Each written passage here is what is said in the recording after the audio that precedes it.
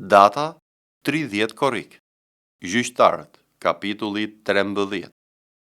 Bijtë e Izraelit filluan përsëri të bëjnë ato që është e keqe për sytë e Zotit, dhe Zoti dha në duart e filisteve për 40 vjet. Ishte një njeri nga Corahu, prej familjes së Danitëve që quhej Manoah. Gruaja e tij ishte shterb dhe nuk kishte fëmijë. Ëngjëlli i Zotit ju shfaq kësaj gruaje dhe i tha: "Ja, ti je shterb dhe nuk ke fëmijë, por ke për të mbetur me barr dhe do të lindesh një fëmijë. Prandaj ruhu se pi verë o pije dese dhe mos ha asnjë gjë të papastër, sepse ti do të mbetesh me barr dhe do të lindesh një djalë mbi kokën e të cilit nuk do të kaloj brisku, sepse fëmia do të jetë një nazire kushtuar Perëndis që në barkun e nënës së tij. Ai do të fillojë ta çlirojë Izraelin nga duart e filisteve." Atëherë gruaja shkoi t'i thotë bashkëshortit e saj: "Një njeri i Perëndis erdhi te unë. Pamja e tij ishte si ajo e ëngjëllit të Perëndis, me të vërtetë e frikshme. Unë nuk e pyeta se nga vinte dhe ai nuk më tha emrin e tij, por më tha: ja, ti do të mbetesh me barr dhe do të lindesh një djalë. Prandaj tani mos pi verë, as pije dese dhe mos ha asgjë të papastër, sepse fëmia do të jetë një nazire i kushtuar Perëndis që në barkun e nënës së tij deri në ditën e vdekjes së tij." Atëherë Manoahu ju lut me të madhe Zotit dhe i tha: "O Zot, të lutem që njeriu i Perëndis i dërguar prej teje të kthehet përsëri pranë nesh dhe të na mësojë se çfarë duhet të bëjmë me fëmijën që ka për të lindur." Perëndia dëgjoi zërin e Manoahut dhe ëngjëlli i Perëndis u kthye përsëri te gruaja, ndërsa ajo ndodhej në ar, por burri i saj Manoah nuk ishte me të. Dhe gruaja me të shpejt shkoi të informojë bashkëshortin e saj dhe i tha: "Jam u shfaq ai burr që erdhi tek unë pardje." Atëherë Manoahu u ngrit dhe ndoqi gruan e tij, dhe kur arritën tek ai njeri i tha: "Ti je ai njeri që i foli kësaj gruaje?" Ai u përgjigj: "Jam unë." Por Manoahu tha: "Kur të realizohet fjala jote, cili duhet të jetë stili i jetës së djalit dhe ç'duhet të bëj?" Ëngjëlli i Zotit ju përgjigj Manoahut: "Gruaja duhet të ketë kujdes për të gjitha ato që i thash. Të mos haj asnjë nga prodhimet e rrushit, të mos pi vera pijedese dhe të mos haj asnjë gjë të papastër. Të ketë parasysh të gjitha porositë që i kam urdhëruar." Atëherë Manoahu i tha ëngjëllit të Zotit: "Na lejo të mbajmë dhe të përgatisim një kec." Ëngjëlli i Zotit ju përgjigj Manoahut me këto fjalë: "Edhe sikur të më mbash, nuk do të ha ushqimin tënd, por në rast se ti dëshiron të bësh një holokaust, ofroja Zotit." Manoahu nuk e dinte se ai ishte ëngjëlli i Zotit. Pastaj Manoahu i tha ëngjëllit të Zotit: "Cili është emri yt që kur të realizohen fjalët e tua, ne të kemi mundësi të të nderojmë?" Ëngjëlli i Zotit ju përgjigj: "Pse vallë kërkon të mësosh emrin tim? Ai është i mrekullueshëm." Kështu Manoahu mori kecin dhe blatimin e ushqimit dhe ja ofroi Zotit mbi gurin. Atëherë ëngjëlli bëri një mrekulli ndërsa Manoahu dhe e shoqja shikonin. Ashtu si flaka ngjitej nga altari në qiell, ëngjëlli i Zotit u ngjit me flakën e altarit. Duke parë këtë, Manoahu bashkë me gruan e tij ran përmbys për tokë. Ëngjëlli i Zotit nuk ju shfaq më as Manoahut, as bashkëshortes së tij. Atëherë Manoahu kuptoi se ai ishte ëngjëlli i Zotit. Manoahu i tha pastaj bashkëshortes së tij: "Ne me siguri do të vdesim, sepse pam Perëndin." Por e shoqja i tha: "Po të kishte dashur me të vërtetë vdekjen tonë, Zoti nuk do të kishte pranuar nga duart tona holokaustin dhe blatimin e ushqimit, as do të na kishte treguar tërë këto gjëra. Dhe tani nuk do të bënte që do dëgjonim gjëra si këto." Pastaj gruaja lindi një djalë, të cilit ia vune emrin Sanson. Fëmia u rrit dhe Zoti e bekoi. Fryma e Zotit filloi të lëvizë mbi të në kampin e Danit, midis Corahut dhe Eshtaolit. Veprat e Apostujve, kapitulli 17. Dhe si kishin kaluar në për Amfipoli dhe në për Apoloni, erdhën në Thesaloniki, ku ishte sinagoga e judejve. Dhe Pali, si pas zakonit të tij, hyri tek ata dhe 3 shabate me radhë fliste me ata prej shkrimeve, duke u hapur atyre dhe duke u treguar se Krishti duhet të vuante dhe të ringjallej prej së vdekurish dhe duke thënë: "Ky Jezusi që unë ju shpall është Krishti." Disa nga ata u bindën dhe u bashkuan me Palin dhe Silen, si dhe një numër i madh grekësh të perëndishëm dhe jo pak gra nga shtresa e lartë. Por judenjt, të cilët nuk u bindën, patën smir dhe morën me vete disa njerëz të këqij nga ata të rrugëve të tregut dhe si mblodhe një turm e bën rrëmuj qytetin. edhe sulmuan shtëpinë e Jasonit dhe i kërkonin ata për t'i nxjerrë përpara popullit. Por mbasi nuk i gjetën, e hoqën zvarri Jasonin dhe disa vëllezër përpara të parëve të qytetit duke thirrur: "Ata që e kanë bërë rrëmuj botën, kanë ardhur edhe këtu, dhe Jasoni këta i priti. Të gjithë këta veprojnë kundër urdhëresave të Cezarit, duke thënë se është një mbret tjetër, Jezusi." Edhe turbulluan popullin dhe të parët i qytetit që i dëgjonin këto gjëra. Dhe ata, si morën një dorzani nga Jasoni dhe nga të tjerët, i lëshuan. Por vëllezërit me një herë natën dërguan palin dhe silen për në Berea, të cilët sapo arritën atje, shkuan në sinagogën e judejve. Por këta ishin më fisnik se ata të Thesalonikit, dhe e pranuan fjalën me gatishmëri të madhe, duke i shqyrtuar çdo ditë shkrimet, nëse këto gjëra ishin ashtu. Shumë veta pra nga ata që besuan, si nga gratë fisnike greke, edhe nga burrat jo pak. Por kur judejt e Thesalonikut morën vesh se fjala e Perëndis ishte shpallur nga pali edhe në Berea, erdhën dhe atje dhe turbulluan turmën. Atëherë vëllezërit e dërguan menjëherë palin që të shkojnë në drejtim të detit, por Sila dhe Timoteu mbeten atje. Ata që i prinin palit e quan deri në Athinë, dhe si morën porosi për Silën dhe Timoteun që të arrinë sa më parë tek ai, u nisën. Ndërsa pali po i priste në Athinë, po i zjente fryma për brenda kur pa qytetin plot me idhuj. Ai pra po diskutonte në sinagogë me judejt dhe me njerëz të perëndishëm dhe çdo ditë në sheshin e tregut me ata që qëllonin aty. Pastaj, disa filozofë nga epikurianët dhe stoikët u ndeshën me të. Dhe disa thoshin: "Vallë, çdo të thot ky llafazan." Dhe të tjerë thoshin: "Ai duket se është një kasnec i perëndive të huaja, sepse u shpall atyre Jezusin dhe ringjalljen."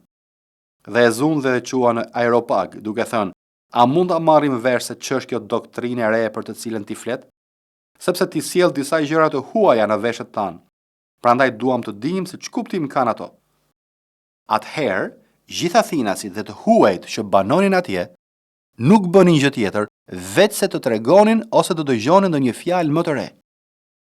Atëherë pali, duke qëndruar në mes të Areopagut, tha: "O burra Athinas, unë shoh se në të gjitha gjërat ju jeni shumë fetar, sepse duke ecur e duke vënë re objektet e kultit tuaj, gjeta edhe një altar mbi të cilin është shkruar: Perëndis së panjohur. Ato pra që ju e adhuroni pa e njohur, unë po ju ashpall. Perëndia që bëri botën dhe të gjitha sa janë në të, duke qenë Zoti i qiellit dhe i tokës, nuk banon në tempuj të bërë nga duart e njeriut, dhe as shërbehet nga duart e njerëzve, sikur të kishte nevojë për ndonjë gjë, sepse ai u jep të gjithëve jetë, frymëmarrje dhe gjithçka. Dhe ai ka bërë nga një gjak i vetëm çdo kom njerëzish që të banojnë në mbar faqen e dheut dhe paracaktoi kohrat me radhë dhe kufijtë e banimit të tyre, që të kërkojnë Zotin, mbase mund ta prekin dhe ta gjejnë, ndonse ai nuk është larg nga secili prej nesh. Sepse në të ne jetojmë, lëvizim dhe jemi, sikurse kanë thënë edhe disa nga poetët tuaj, sepse jemi edhe ne pasardhës të tij. Duke qenë pra se ne jemi pasardhës të Perëndis, nuk duhet të mendojmë që natyra e perëndishme është e ngjashme me ar ose me argjend ose me gur të latuar dhe mjeshtri e shpike e njeriu. Perëndia pra, duke mos vënë re kohrat e padijes, tani urdhëron të gjithë njerëzit kudo që të pendohen, sepse ai ka caktuar një ditë në të cilën do të gjykojë me drejtësi botën me anë të një burri të cilin ai e ka caktuar, dhe për këtë u ka dhënë të gjithëve një provë të sigurt duke e ringjallur prej së vdekurish. Por si dëgjuan për ringjalljen e të vdekurve, disa e përqeshën dhe të tjerë thoshin: "Do të dëgjojmë përsëri për këtë gjë." Dhe kështu pali doli nga mesi i tyre. Por disa ju ngjitën pas dhe besuan, ndër këta edhe Dionis Areopagiti dhe një grua që quhej Damaris dhe ca të tjerë bashkë me ta. Jeremia, kapitulli 26. Në fillim të mbretërimit të Jehojakimit, birit e Josias, mbreti i Judës, nga Zoti u drejtua kjo fjalë duke thënë: "Kështu thot Zoti, paraqitu në oborrin e shtëpisë së Zotit dhe u thuaj tërë qyteteve të Judës që vijnë për të adhuruar në shtëpinë e Zotit, të gjitha fjalët që të kam porositur të thuash atyre, mos lër as edhe një fjalë.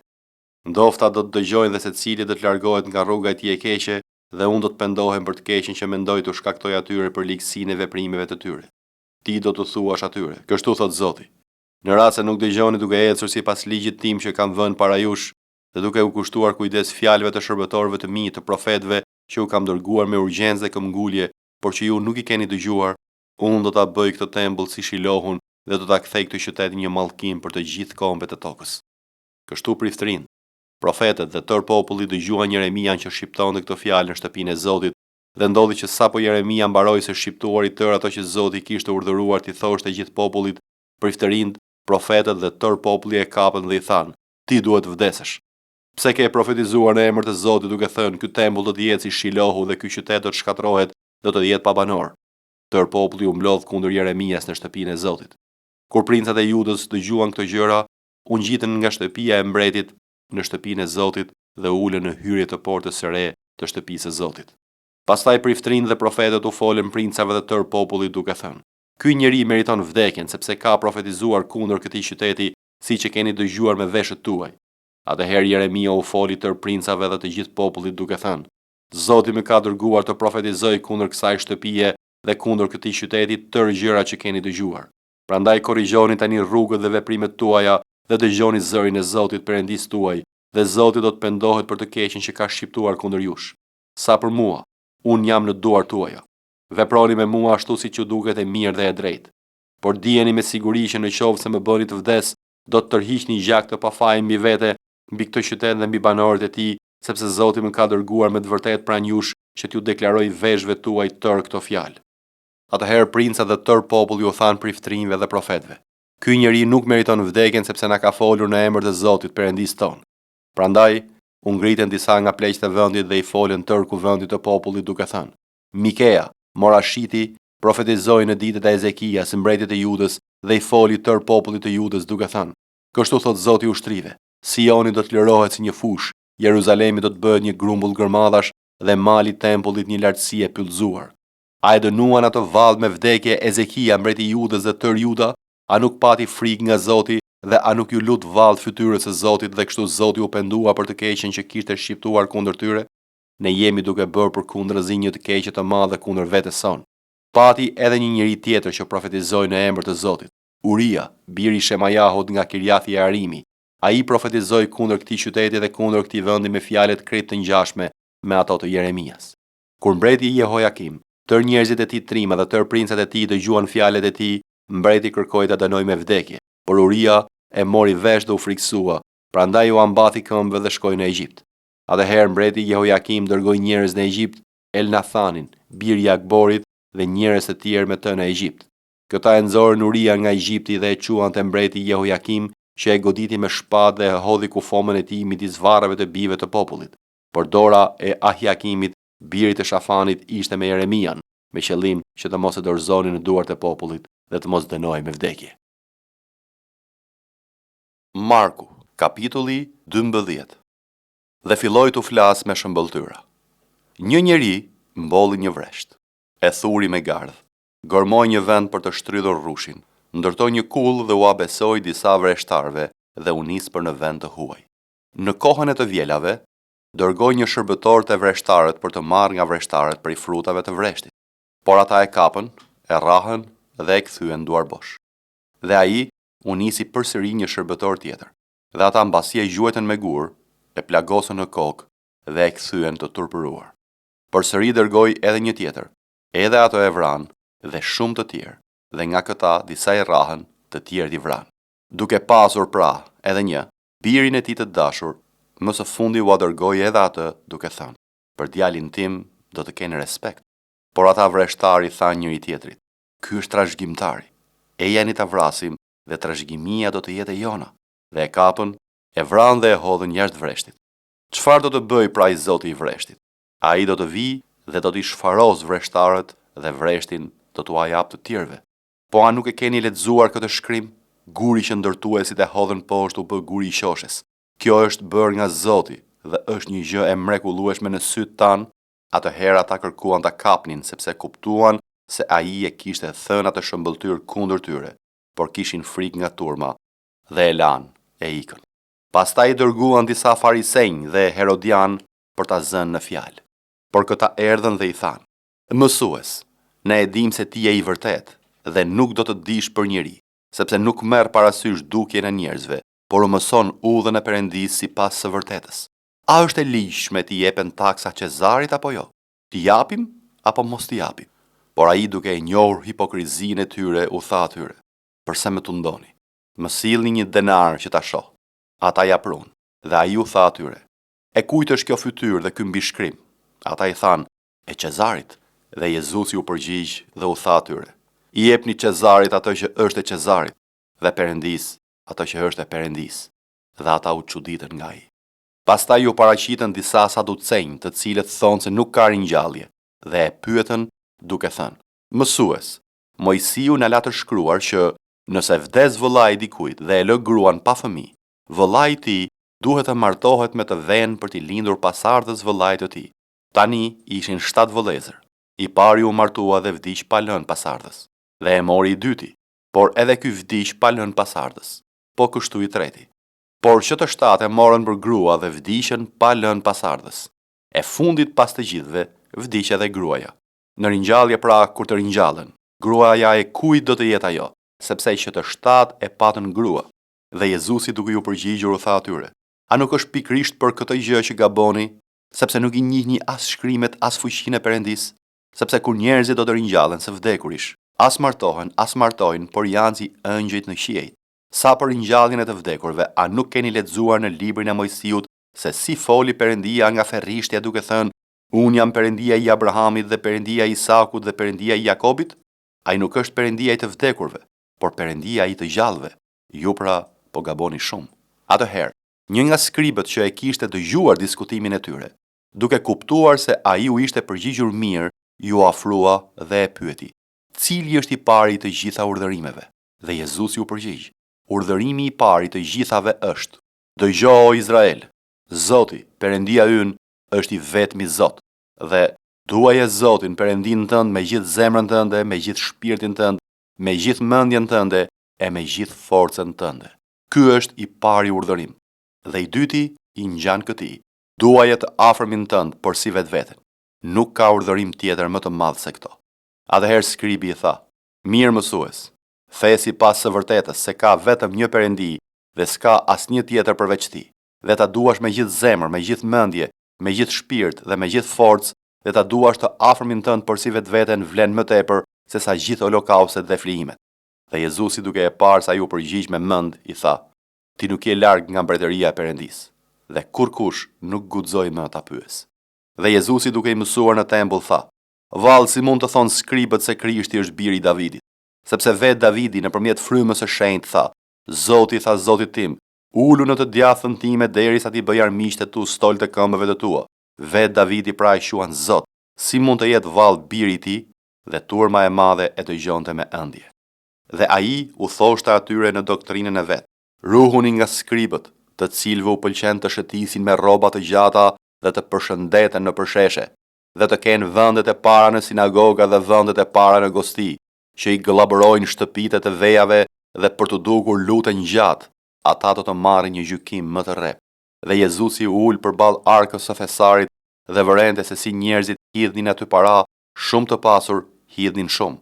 Erdhi një eve e varfër dhe hodhi 2 monedha të vogla, domethënë 1 kuadrant, dhe Jezusi i thirri dishepujt e vet pranë vetes dhe u tha atyre: Ju them në të vërtetë se kjo eve e varfër ka hedhur në thesar më shumë se të gjithë të tjerët, sepse të gjithë hodhen aty nga teprica e tyre, kurse ajo me skamjen e vet hodhi gjithë sa kishte, madje gjithçka kishte për të jetuar.